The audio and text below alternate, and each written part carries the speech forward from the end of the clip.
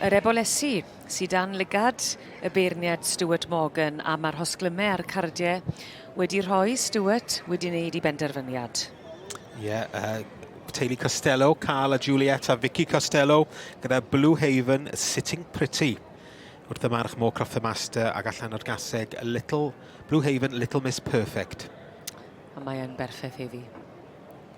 Yn ail wedyn 8-1-8, mae Holly Roberts yn dangos ar rhan Anna Livingston gyda Tredryw Sweet Caroline. Ac yn drydydd, Michael Hunt, reid Keep 'em Coming. Wrth y march Mynafon Arthur ac allan Ormond Ruby Mai. Wel, Carl Costello a Blue Haven Sitting Pretty.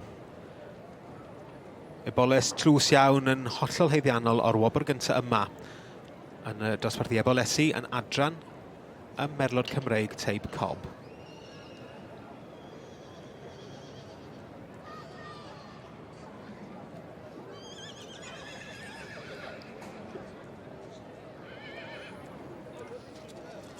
And here we have a result in class 66, the Philly Falls in the section C.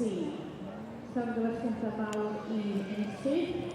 Winning the Philly Falls class in the section C this year is number 807, the Costello family with Blue Haven Sitting Pretty. Close cymeradwyedd i ni. Give her a round of applause, the winning Philly Fall as she makes her way across the front of the grandstand. That's number 807. Blue Haven Sitting Pretty. A Carl Costello. Enillydd y dosbarth i'r Ebolesi yn adran y Merlod Cymreig Teip Cob. 8-1-8, and that's Anna Livingston with Tredryw Sweet Caroline. Yn y drydedd safle 1/3, we have 8-1.